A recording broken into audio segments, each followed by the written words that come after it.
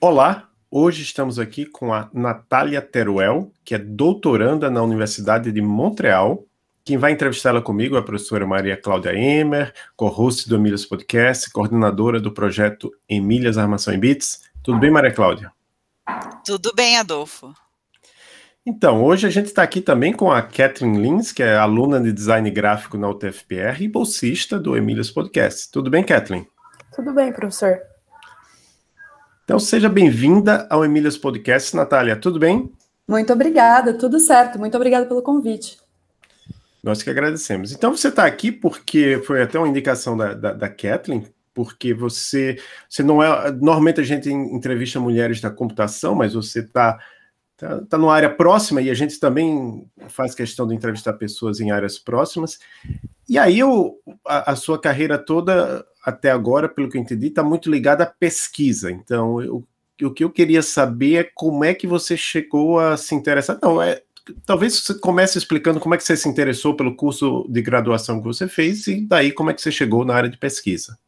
Certo. Então, o meu curso de graduação, na verdade, ele está intimamente ligado à pesquisa. Então, foram decisões que foram tomadas mais ou menos ao mesmo tempo. Entrar no programa que eu fiz e fazer pesquisa também. Eu entrei na Universidade de São Paulo para fazer engenharia mecânica na Escola Politécnica. Sempre quis ser engenheira, meu pai é mecânico de aviões, cresci no meio de graxa, sempre amei graxa e física, achava que essa seria a carreira para mim. Mas descobri ao longo do ensino médio também e ao longo do meu um semestre de poli apenas, que eu queria muito seguir carreira acadêmica. Dando aula particular e tal para amigos, durante o ensino médio, eu percebi que eu gostava muito da parte de dar aula também, então o interesse pela carreira acadêmica não era só por conta da pesquisa, era também por conta da docência. E me chamaram já dentro da Universidade de São Paulo para fazer um processo seletivo interno para o curso de Ciências Moleculares, que é um programa que não seleciona pelo vestibular, ele seleciona alunos que já estão em algum programa da USP. E é um curso que é focado em pesquisa e é focado em pesquisa interdisciplinar. Então, fiz o processo seletivo, passei, os processos seletivos são no meio do ano, por isso só um semestre de poli. E lá a gente tem o básico de muitas áreas diferentes, então a gente teve o básico de biologia, computação, química, física e matemática. E eu acho que esse é um esquema muito legal de curso, porque primeiro que eu acho que nada vai ser... As áreas de conhecimento não vão ser bem divididas por muito mais tempo, elas já estão ali meio nebulosas, essas divisões, né? E que cobrir essas áreas todas, em específico, cobrir programação, cobrir computação em geral, é uma coisa muito relevante para cada vez mais áreas de atuação e de pesquisa também. Então, o que acontece lá é que, basicamente, todos os alunos aplicam computação às suas áreas de pesquisa, estejam eles trabalhando com as áreas biológicas, como eu estou, estejam eles trabalhando com as áreas de até linguística, sociologia. Então, a gente acaba entendendo programação como uma ferramenta muito fundamental para a pesquisa. Mas outra questão que a gente sempre faz aqui é a respeito do seu dia a dia, né? Como é seu cotidiano, então, como pesquisadora? Você acaba usando bastante o computador, você, nesse momento de pandemia, né, acaba que está em home office, imagino eu, e conversa com muita gente via Meet ou de outra forma, via computador? Sim, sim. O meu doutorado inteiro é computacional. Eu faço modelagens computacionais de proteínas para tornar proteínas melhores em alguns aspectos. O meu trabalho começou assim, então o objetivo era fazer essas modelagens. No meu laboratório, a gente desenvolve os softwares que a gente usa e a gente aplica esses softwares. E o objetivo inicial, quando eu vim para cá, era simular mutações que poderiam tornar essas proteínas mais termoestáveis e também mais solúveis, para ajudar bastante nessa área de farmacologia mesmo, para medicações baseadas em proteínas ou em peptídeos. Então, um exemplo que acho interessante de dar é, por exemplo, se a gente faz uma vacina para malária, que é uma vacina baseada em peptídeo. Malária é uma doença majoritariamente e quase exclusivamente dos trópicos e de países pobres. Então, se a gente considera a Guiné, onde malária é uma das principais doenças que tornam pessoas incapazes de exercer suas funções normais e tal, na Guiné, só 1/3 da população tem acesso direto à energia elétrica. Então, não adianta a gente desenvolver uma vacina para uma doença dessas regiões, que são quentes e pobres, e com pouco acesso à eletricidade, se essas medicações, se essas vacinas vão ser instáveis em temperaturas elevadas. Um exemplo que a gente teve, inclusive, agora na pandemia, foi a questão da logística das vacinas baseadas em RNA, né, que precisam de uma temperatura muito baixa para armazenamento e transporte. Então, seria focar nessa parte, que para democratizar um pouco mais a área da farmacologia, em específico para essas regiões tropicais e subtropicais, e para isso, então, tornar proteínas mais termoestáveis seria muito interessante. Mas quando a gente fala de pesquisa clínica e farmacêutica, tem muito, muito dinheiro envolvido se a gente faz toda ela na parte experimental, em laboratório normal, testando as coisas e usando reagente, infraestrutura e mão de obra, depois se passa para teste clínico, então é um gasto absurdo. Então, a biologia computacional entra como uma ferramenta fantástica para a gente fazer essa parte inicial e já descartar candidatos que seriam falhos, e a gente consegue selecionar, assim, de bancos de dados enormes, alguns candidatos a uma medicação para teste experimental. A gente consegue utilizar muito melhor a quantidade absurda de informação sendo gerada na pesquisa internacional diariamente, e não sendo utilizada em completude para as pesquisas originais que geraram aquelas informações, né? Então, olhando para todas essas informações em conjunto, a gente também consegue criar conhecimento novo. Então, assim, a minha área de pesquisa é mais nesse caminho, e daí, por conta disso, eu basicamente passo minha vida inteira na frente de um computador, às vezes mais do que eu deveria, talvez, segundo recomendações médicas, não sei. Mas isso, na verdade, me possibilitou ter uma adaptação para a pandemia bastante tranquila, porque em geral, pessoas que estão na carreira acadêmica, por exemplo, fazendo um doutorado, e esse doutorado depende de estrutura física de um laboratório, elas tiveram bastante prejuízo aí na progressão do programa de mestrado ou de doutorado durante a pandemia, né, por falta de acesso. E eu não tive, inclusive consegui voltar para o Brasil, passei 5 meses com os meus pais, isolada lá, cuidando deles, e consegui trabalhar sem problemas. E também, por conta da pandemia, meu trabalho mudou, e agora eu trabalho com o coronavírus, durante pelo menos esse período, né, mas o que fez com que as jornadas aumentassem, inclusive. Mas são jornadas inteiramente feitas na frente do computador.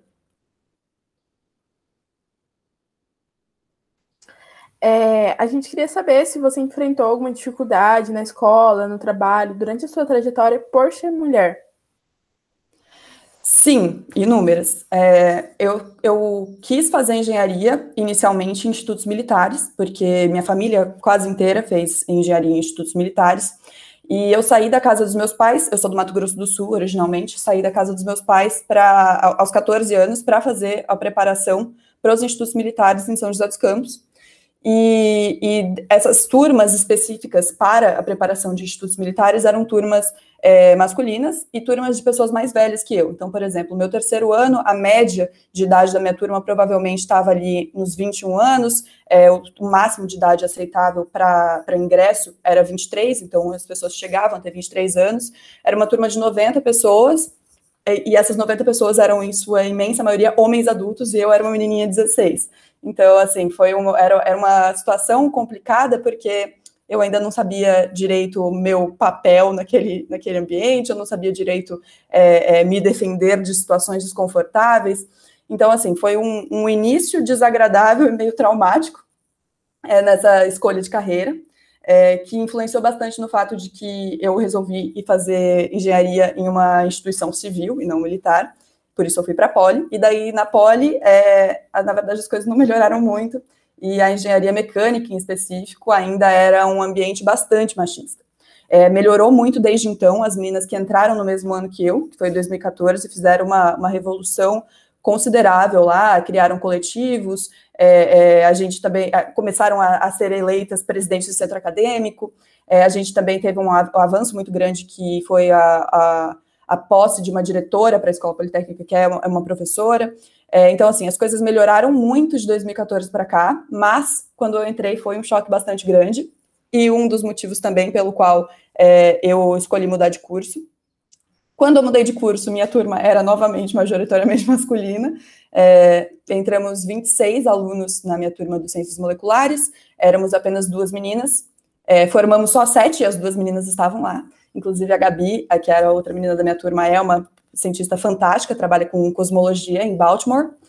E, enfim, a turma depois da minha dos Ciências Moleculares não formou nenhuma menina. Então, assim, eram ambientes majoritariamente masculinos, mas o que eu consegui progredindo de um ambiente para o outro foi que eram ainda ambientes majoritariamente masculinos, mas ambientes mais progressistas. Então, hoje em dia, por exemplo, uma coisa que eu devo elogiar bastante o Canadá é que o meu laboratório é um laboratório de biologia computacional, que no Brasil seria inimaginável que tivessem muitas mulheres na realidade atual, e aqui a gente é 50-50 no laboratório. E existe, assim, é meio que impensável que fosse diferente disso, por algum motivo. As pessoas não conseguem entender, assim, uma realidade em que isso é estranho, que seja 50-50 no laboratório de computação. Então, é uma coisa interessante, assim, inclusive, de se pensar a respeito, né? Quais foram as coisas que foram feitas institucionalmente ou dentro da sociedade, quais foram as medidas tomadas que fizeram a gente chegar a esse estágio em que é impensável que não exista igualdade de gênero nesse aspecto.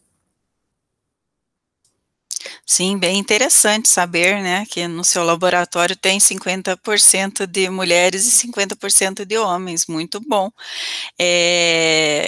Outra pergunta é como você decidiu, né, fazer, então, o doutorado no exterior? Como surgiu essa oportunidade? Como foi?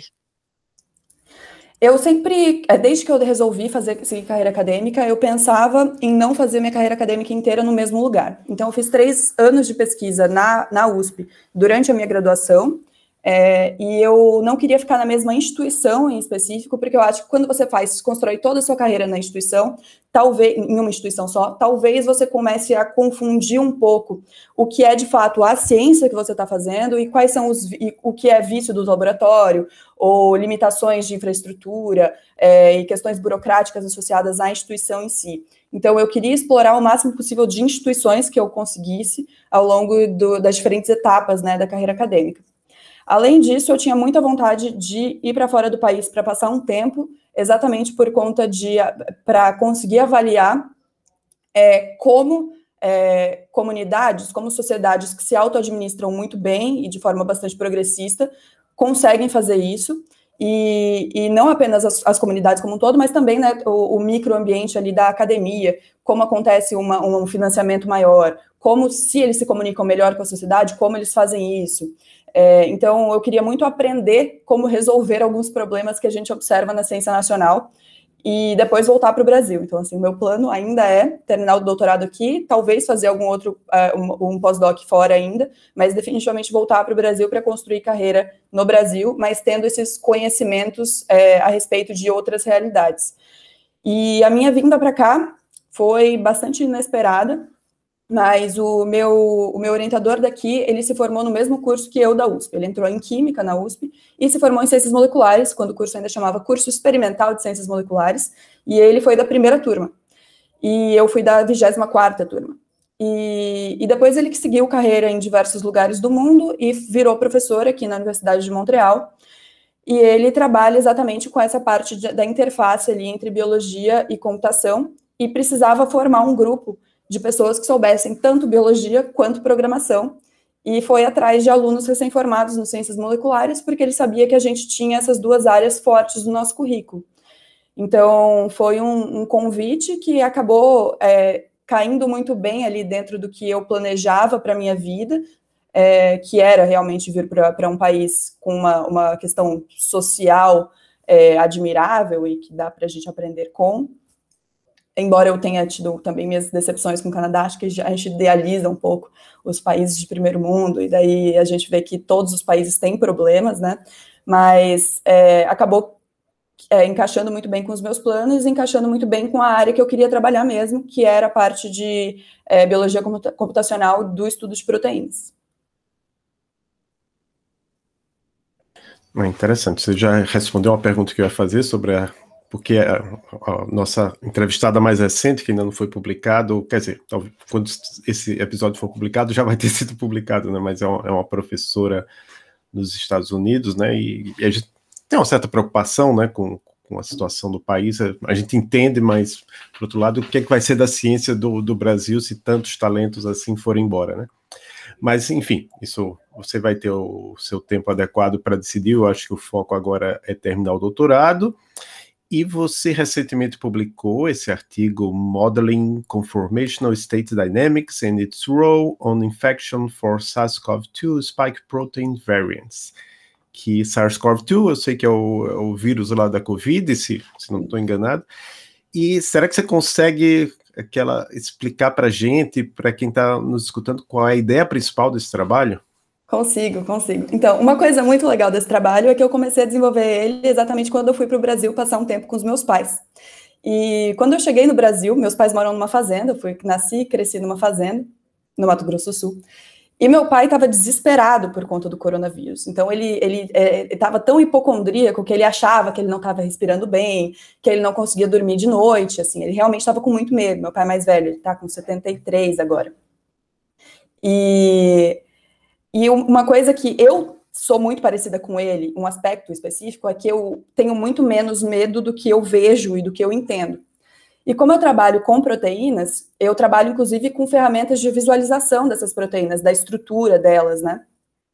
E eu comecei a baixar várias dessas estruturas e avaliar essas estruturas exatamente para conseguir mostrar para o meu pai como essas estruturas eram, a estrutura na tela, né, para ele ver o que era o vírus, e para eu explicar quais eram os passos farmacológicos que estavam sendo testados para diferentes possibilidades de medicações, como seriam as diferentes vacinas que estavam sendo estudadas ainda em avaliações iniciais, e ele começou a melhorar bastante, assim, quando ele entendeu as coisas que estavam acontecendo, quando ele viu o que estava acontecendo, quando ele entendeu qual seria o processo da ciência e da medicina para contornar o vírus, ele começou a entender muito melhor. E daí, como eu já tinha baixado todas aquelas coisas, eu comecei a querer trabalhar nessas coisas. E deu certo, e de fato, certo, então agora, como eu expliquei para o meu pai durante todo o meu processo de pesquisa, eu acho que eu consigo explicar para qualquer pessoa. Então, o coronavírus, né, como a gente vê, que é o SARS-CoV-2, SARS-CoV-2 é o nome científico dessa espécie em particular, ele, como a gente vê nas animações, né, e como, inclusive, de onde veio o nome dele, ele tem as coroinhas em volta, aqueles chifrinhos do coronavírus. Aquelas são glicoproteínas virais. Glicoproteínas virais são proteínas de vírus que ficam na superfície, né, na cápsula do vírus, e elas são responsáveis por colar nos nossos receptores, das nossas células, nossos ou dos hospedeiros apropriados para o vírus. No caso do novo coronavírus, ele consegue infectar vários hospedeiros, incluindo nós. E essa coroinha é um trímero, então ela tem uma simetria radial e 3 subunidades que são iguais entre elas. E essas subunidades, elas têm uma parte interna que precisa abrir, e quando essa parte interna abre, fica exposta a parte que consegue ligar, de fato, nos nossos receptores. Então, existe uma movimentação dessa proteína que é fundamental para permitir a infecção.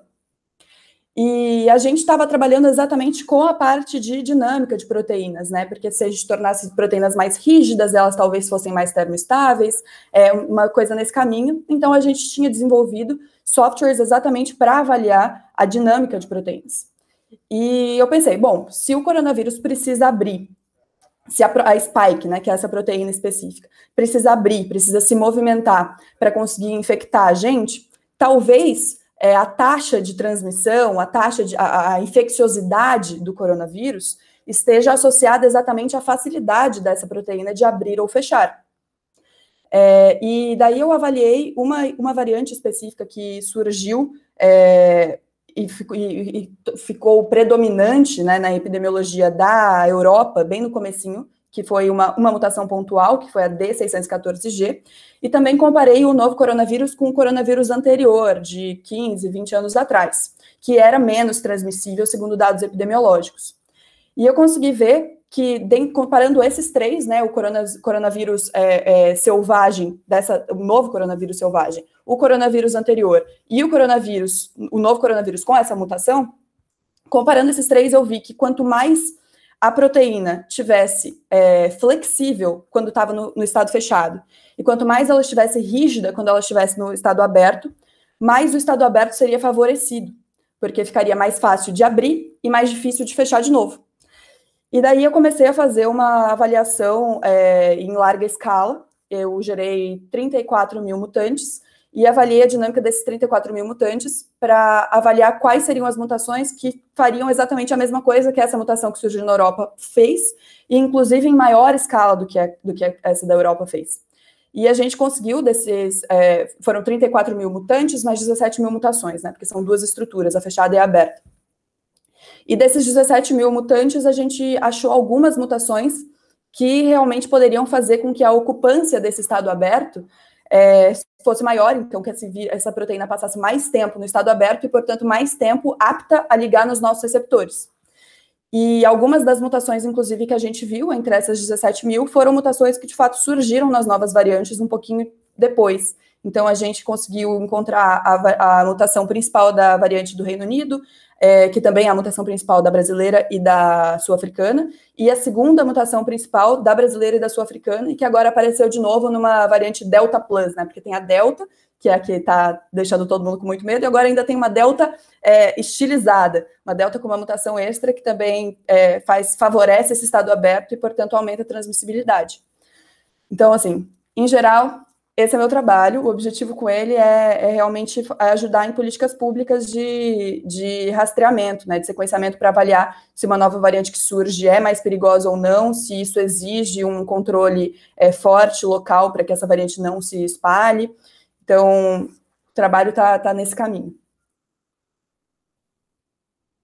Eu queria só fazer uma pergunta complementar, que é interessante talvez para a gente, mas para vocês só um detalhe: que ferramentas computacionais você usa no seu dia a dia?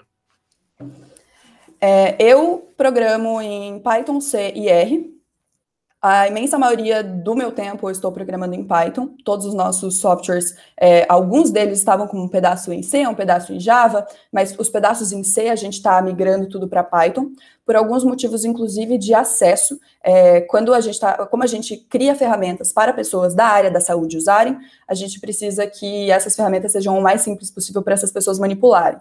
E daí, dentro da área da saúde, a linguagem que era mais comum era R, até um tempinho atrás. Esse é o único motivo pelo qual eu sei R, inclusive, mas eu prefiro Python. E daí a gente está migrando tudo para Python exatamente por conta desse público-alvo, né? E todos os nossos softwares são open source, então se qualquer pessoa estiver a fim de dar uma olhada neles, eles estão todos no site do nosso laboratório. E, inclusive, agora a gente está começando a publicar as coisas como o Python Packages, exatamente para tornar esse uso cada vez mais acessível. E, além disso, uso muito coisas de server, porque aqui a gente tem o Compute Canada, né? Então, para rodar essa quantidade absurda de simulações, meu pobre MacBook ia sofrer um pouco. Então, a gente tem esse acesso, né, ao Beluga, que é o cluster do Quebec, para rodar essas coisas em larga escala, para paralisar bastante coisa, tornar essas simulações mais factíveis e específicas maiores. E é basicamente isso. Você está contando para a gente bastante parte da sua trajetória, né, que a gente está te perguntando. E a gente queria saber agora qual que foi a parte da sua trajetória que mais te marcou, que mais te impactou. Eu acho que eu estou nela. A pandemia, de jeitos tortos, me entregou uma área de pesquisa que eu amo muito. E eu acho que, dentro da carreira acadêmica, uma coisa fundamental é ter paciência, né? Porque você não vai conseguir impactar radicalmente a sua área de pesquisa no mestrado, sabe? Você precisa ter um pouco de paciência para construir um caminho que, de fato, seja importante para a construção do conhecimento naquela área. E eu sinto que eu estou, finalmente, encontrando o meu caminho para ser relevante na construção do conhecimento na minha área. Então, esse artigo exatamente da avaliação de novas variantes, essa ferramenta, né, que a gente desenvolveu agora vai estar sendo adotada por alguns lugares.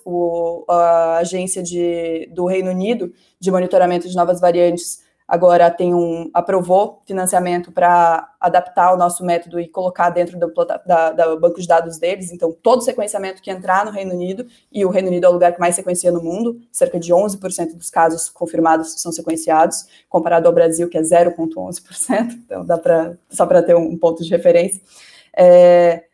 Eles estão querendo adaptar isso e colocar dentro do banco de dados de sequência deles, para que toda sequência que seja submetida já seja avaliada pelo nosso método para identificar periculosidade no sentido da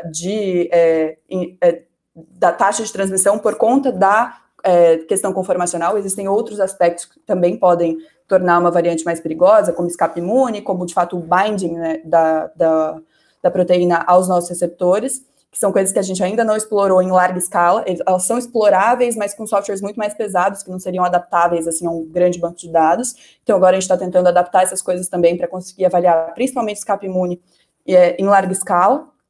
Mas eu acho que, para mim, está sendo uma coisa fantástica conseguir, de fato, ajudar de alguma forma em questões de saúde pública, sabe? Sentir que o que eu estou fazendo realmente pode ser relevante, pode ajudar pessoas. Muito legal saber da sua pesquisa, né? E realmente acho que é muito relevante e você vai conseguir ajudar pessoas, né? Já deve estar conseguindo, porque esses resultados já acabam sendo utilizados, né? E interessantíssimo saber que você, antes de, vamos dizer assim, aparecerem, né, ou tornarem-se públicas, essas variantes, você já tinha encontrado as variantes na pesquisa, né? Então, isso é muito legal ter acontecido. Uma pergunta que a gente sempre faz aqui para as mulheres que vêm ao podcast, né, é se você participa de algum grupo de apoio para mulheres na ciência, né? Ou então, talvez já tenha participado. No período Brasil, de vários. Então, assim, todos os coletivos eram muito relevantes e eu acho que eu peguei uma fase do ambiente universitário que era uma fase realmente de criação desses coletivos, né, em específico para as áreas menos progressistas nesses tópicos. Então, assim, se a gente for lá para a FELET da USP, com certeza já tinham coletivos, mas na engenharia mecânica ainda não. Então, assim, dentro dos ambientes que eu ocupei, eu estava acompanhando a criação de vários desses, e essas redes de apoio sempre foram muito relevantes. Mas a gente ainda não tinha muito poder de impactar de fato o que acontecia ou deixava de acontecer, e eu acho que a gente foi conseguindo criar esse poder com o suporte de professoras. Então, assim, o suporte das docentes dentro desses ambientes foi muito, muito relevante. Aqui, não participo de nenhum, infelizmente, gostaria de participar.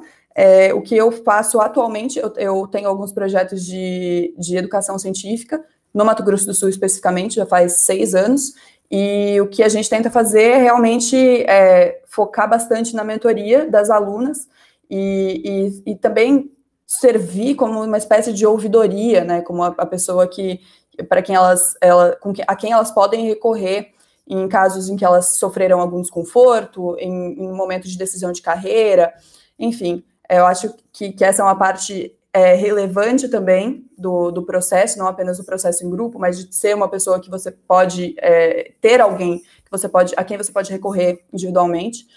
E, inclusive, a gente, no Mato Grosso do Sul, em específico para a parte de educação científica e feiras de ciência, a gente teve um resultado muito legal. Assim, nos últimos anos, a gente passou de uma participação feminina em áreas de engenharia e ciências agrárias, que era de 18%, 20%, para mais de 50% nas duas áreas. Então, dá para ver que, assim, no micro-universo que está sob nosso controle, a gente consegue garantir essa paridade de gênero. O problema é só quando as meninas vão para o mundo lá fora, e daí eu fico triste, porque elas são minhas alunas, eu quero protegê-las e fazer com que o caminho seja tranquilo e justo e correto durante todo o caminho, né, mas daí já sai um pouco do controle. Mas, enfim, sim, com certeza, isso é muito importante. Esses ambientes são muito importantes, essas relações são muito importantes, e a gente realmente, se a gente passou por um monte de coisa para chegar onde a gente chegou, a gente não pode ter o revanchismo do oprimido e achar que todo mundo tem que passar pelas mesmas coisas para ser um profissional tão bom quanto, para ser uma pessoa tão forte quanto. Não tem nada a ver uma coisa com a outra. Eu não sou uma cientista melhor por nenhuma das situações ruins que eu passei, e a gente realmente passou primeiro para pavimentar o caminho e trazer essas pessoas com muito mais facilidade, de uma forma muito mais saudável, até o ponto em que a gente chegou e preferencialmente mais longe. Que interessante. E por você ter sido professora, né, ter tido várias alunas, tenho certeza que você inspirou muitas delas. A gente queria saber se você tem alguma mulher como base de inspiração para a sua carreira. Tenho muitas, mas uma que eu estou perdidamente apaixonada por atualmente é uma cientista norte-americana chamada Frances Arnold, que ela ganhou o Nobel de Química em 2018. Ela trabalha também com proteínas, mas de forma experimental. Ela induz em laboratório evolução, então é o que a gente chama de evolução dirigida.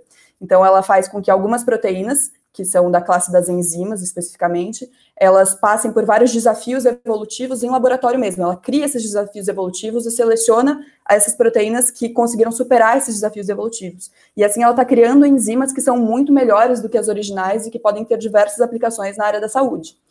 Mas além disso, além dela ter uma pesquisa fantástica, inclusive um Nobel, ela é uma comunicadora fantástica e ela tem uma carreira acadêmica completamente maluca, assim. Ela é engenheira aeroespacial, mas ela também se mudou para Barcelona para ser taxista por um tempo e aprender espanhol. Enfim, ela tem uma carreira muito maluca que eu admiro demais e eu me identifico de alguma forma, assim. Eu quero poder navegar entre essas diferentes áreas e ainda assim construir alguma coisa com esses conhecimentos diversos que seja alguma coisa relevante, sabe? Então, acho ela fantástica.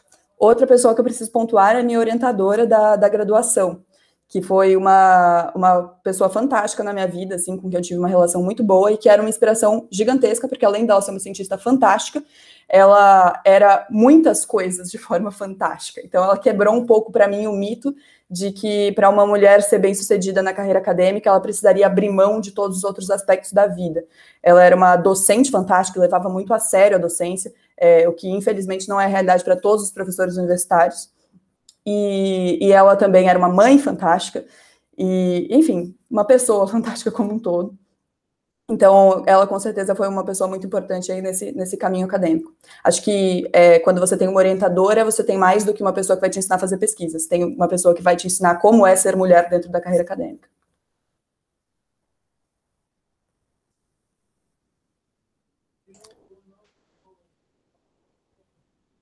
Gente, eu fiquei aqui bem feliz com as suas colocações, né? E eu queria saber quem foi a sua orientadora, porque você não falou o nome dela. Merari de Fátima Ramires Ferrari, do Instituto de Biociências da USP. Muito legal, muito legal. E o que você diria para as meninas ou para as mulheres que de repente estejam pensando em mudar, né, seguir a carreira em ciências, o que você diria como forma de motivá-las? Que a nossa contribuição é fundamental. E não apenas porque nós podemos ser excelentes profissionais, e excelentes profissionais deveriam ter sua chance e serem bem aceitos em todas as áreas possíveis, mas porque existe uma criação de conhecimento que vem exatamente da diversidade. E daí, nesse aspecto, a gente está falando de diversidade de gênero, mas também de diversidade étnica, de diversidade de passado em geral, passado social, econômico, geográfico, e essa diversidade sempre vai criar ambientes que são mais criativos e mais produtivos. Isso, dentro da área da saúde em específico, existem algumas coisas que dá para pontuar a respeito do quanto é fundamental que a gente esteja com os nossos pezinhos aqui, dando pitaco e falando o quanto a área da saúde precisa olhar para a gente também e levar a gente em consideração. Então, quando a gente fala da farmacologia, a imensa maioria da farmacologia moderna nunca foi testada como segura para mulheres. Boa parte das medicações que a gente toma nunca passaram por um teste clínico em que fosse aprovado que elas são seguras para a gente. Isso só foi virar obrigatório no meio dos anos 90 e boa parte da farmácia disponível é anterior a isso. Ainda dentro dessa questão dos testes clínicos, na verdade, voltando nisso, isso gerou muitos problemas para diversas mulheres com diversas medicações. Existem medicações psiquiátricas, inclusive, que descobriram que o metabolismo feminino era muito diferente e que, na verdade, mulheres estiveram tomando durante mais de uma década, mulheres ao redor do mundo inteiro estiveram tomando por mais de uma década uma superdosagem absurda de uma medicação que pode, inclusive, induzir coma, e isso só foi descoberto porque muitos acidentes aconteceram com mulheres que tomavam essa medicação.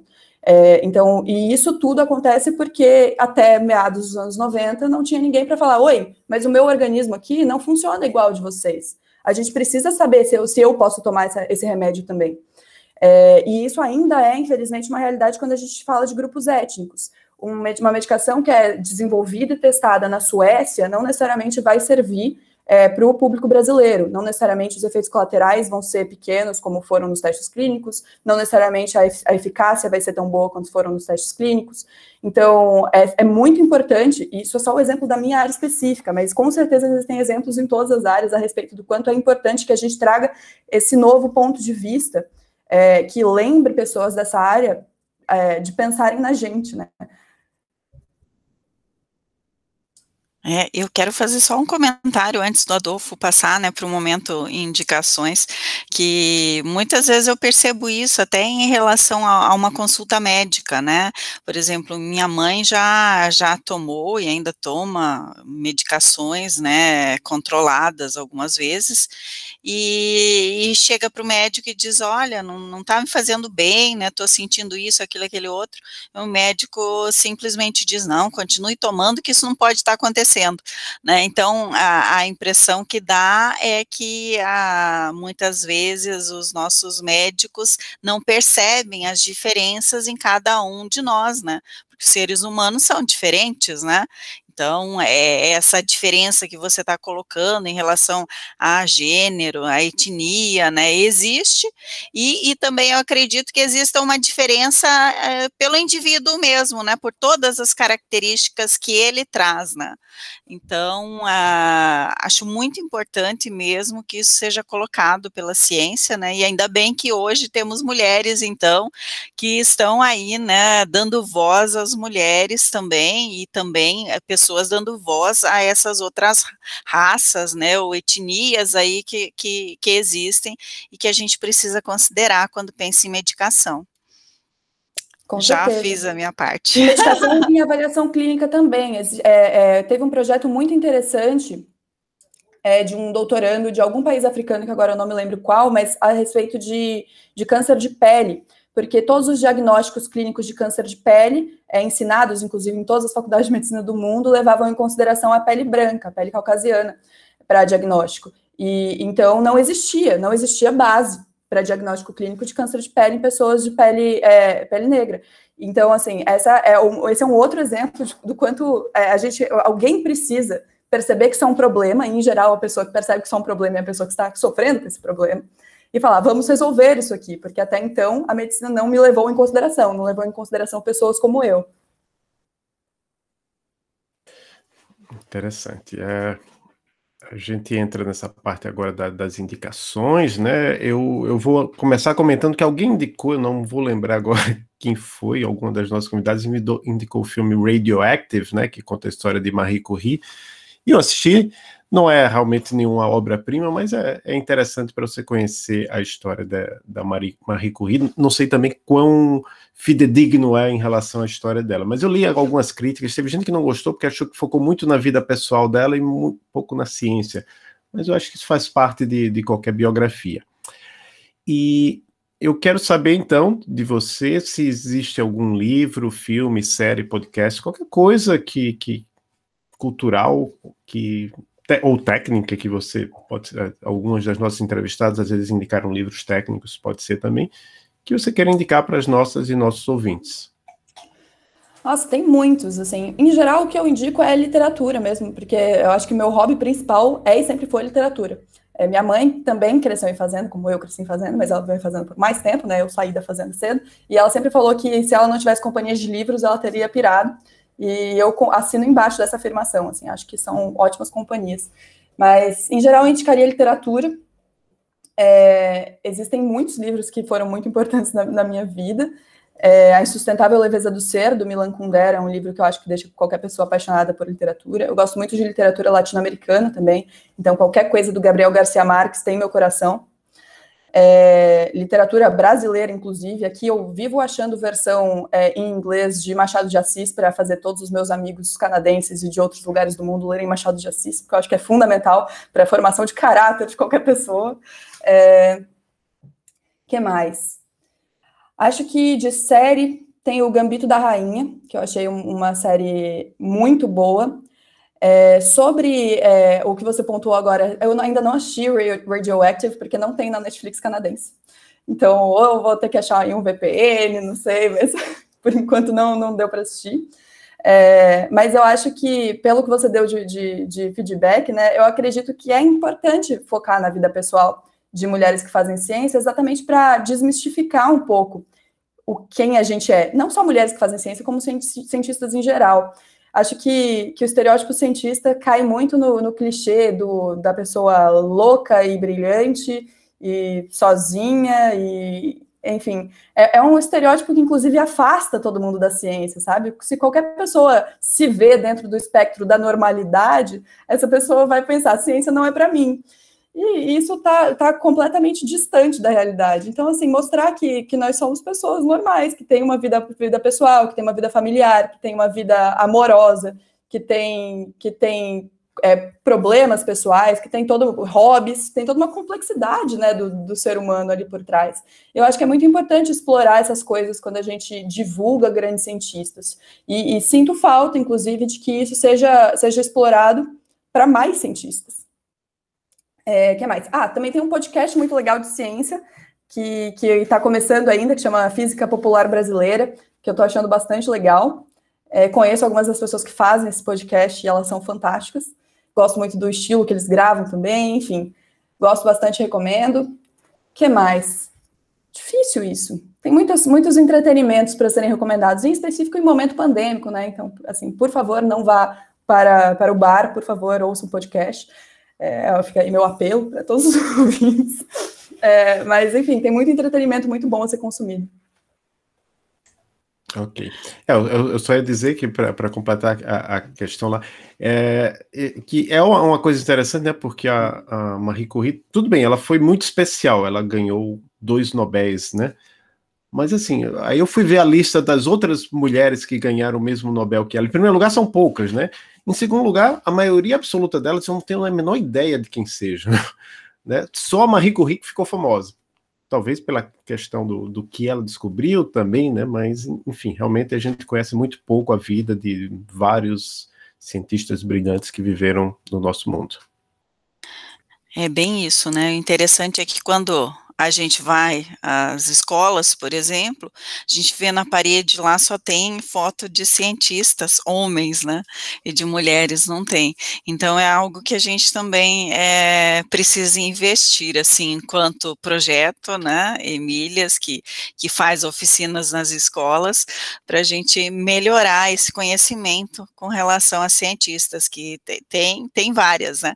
E achei muito legal você falar da vida normal, né? Somos pessoas normais que estão aí, né? Essas cientistas que viveram e atuaram dessa forma tão impactante, né? Deixando seu nome na história, elas tiveram uma vida normal também, elas erraram, acertaram, e as pessoas precisam saber disso. Acho que é bem legal. Eu assisti também, eu gostei bastante do filme, né? Achei que na vida pessoal, assim, ela cometeu alguns equívocos, vamos dizer, mas é normal, né, de um ser humano. Então a gente não pode ficar julgando, né?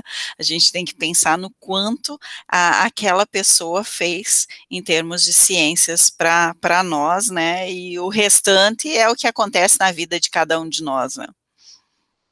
Aí a gente também agora queria saber se de repente nós falamos aí de algumas coisas, né, mas às vezes a gente deixa de te perguntar algo que você queira nos contar. Então, se você tiver alguma coisa que queira abordar e que não tenha sido dita ainda, fique à vontade. Acho que a primeira coisa, né, é recomendação geral para ouvintes, por favor, levem a pandemia a sério, a pandemia não acabou, a pandemia, infelizmente, não está tão perto assim de acabar, então eu não quero ser a pessoa que estraga a euforia da vacinação, mas já sendo essa pessoa, não contem com a imunidade porque vocês tomaram a vacina, não achem que isso é uma liberdade para descumprir regras de isolamento, de prevenção de infecção. Existem novas variantes por aí, quanto mais o vírus circula, mais novas variantes surgem. Então, por favor, não contribua para esse processo de criar novas variantes, inclusive variantes que talvez consigam escapar à imunidade de vacina. Entendam que, assim, por mais que a gente possa criticar medidas governamentais e políticas públicas a respeito da pandemia, a gente tem que puxar também a responsabilidade para o âmbito pessoal e pensar no que cada um está fazendo de certo, o que cada um está fazendo de errado e contribuir na nossa parte, né, e cuidar das pessoas à nossa volta. Além disso, acho que divulgar o nosso projeto educacional. Eu e algumas pessoas que trabalhamos com educação científica, a gente criou um instituto, o Instituto TECOA, de Educação Científica, e a gente trabalha com criação não criação, mas o desenvolvimento de feiras científicas, que já acontecem em vários lugares do mundo, a gente auxilia, né, no processo de fazer uma feira acontecer, inclusive uma feira online, agora que muitos migraram para isso, a gente está querendo auxiliar as feiras a migrarem exatamente para o formato online, para que elas não deixem de acontecer. A gente vê esses ambientes como fundamentais para que o aluno continue interessado, inclusive, no processo escolar, né, e tentar combater, assim, um pouco da evasão, que infelizmente foi muito grande nesse último ano. Além disso, a gente trabalha com atividade de base também. Fiquei muito interessada que você falou a respeito de atividades em escolas, porque é bem o que a gente valoriza e o que eu sinto mais saudade do Brasil, sinceramente falando, em escola e lidar diretamente com o aluno. Internet traz muitas vantagens no que diz respeito a conseguir estar aqui, conversar com eles, porém está longe de ser a mesma coisa. Então, assim, sinto muita falta dos alunos. E a gente trabalha exatamente com educação científica, com metodologias de resolução de problemas regionais. A gente acredita em ciência como uma ferramenta fundamental do progresso social descentralizado, e no papel ativo do aluno como uma pessoa que possa transformar a realidade ao seu redor.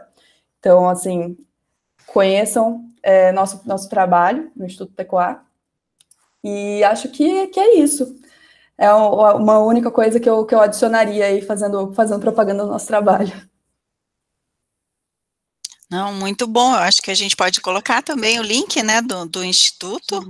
Já coloquei aqui. Colocou? Legal. Não. E acho que também o link do laboratório, né, que você comentou a respeito do software e tudo mais, né? Posso mandar aqui no chat, inclusive. Certo. A próxima pergunta é sobre onde as pessoas podem te encontrar, né? Que site, redes sociais. Eu vi que você tem o Instagram, né? Que eu vou colocar o link além desses links que você falou, do laboratório e do ECOA, o seu link no Instagram. Existe algum outro site, rede social que você usa para atividades profissionais ou não? Não, redes sociais são só essas. Vocês podem me achar no GitHub também, mas enfim, falando com um público bem específico agora. Não, mas enfim, os softwares todos também são publicados no site do laboratório, então qualquer coisa associada a essa parte do trabalho está por lá. Estou bem ativa em redes sociais, então eu respondo rápido no Instagram, bem acessível. E o Instagram, o site do Instituto TECOA também, a gente também responde por lá e solta conteúdo por lá. A gente vai soltar algumas coisas agora a respeito de coronavírus e volta às aulas, provavelmente nos próximos dias. Enfim, acho que são as áreas. Eu coloquei aí no chat. Jóia. Então, vou colocar também na descrição. Por que não, né? Nossos ouvintes às vezes gostam do GitHub também, né? Todos os códigos, inclusive, do trabalho, do artigo publicado, estão nesse Git aí. Se eles não estão públicos ainda, eu vou deixar os públicos essa semana, porque a revista de publicação exige que todas as coisas publicadas sejam open source, que é uma coisa que eu concordo profundamente. Mas, enfim, se ainda não estão públicos, ficarão essa semana.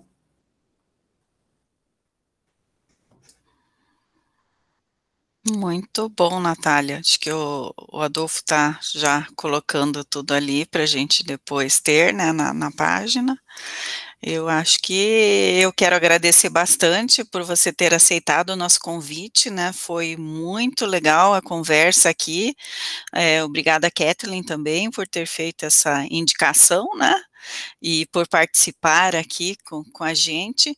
Acho que a gente acabou conhecendo mais a respeito da Natália e vendo que tem mais do que nós já sabíamos, né, por trás da Natália, porque o Instituto a gente nem sabia que você trabalhava, né, com educação assim. Então, achei muito legal mesmo essa iniciativa de vocês, né? Obrigada.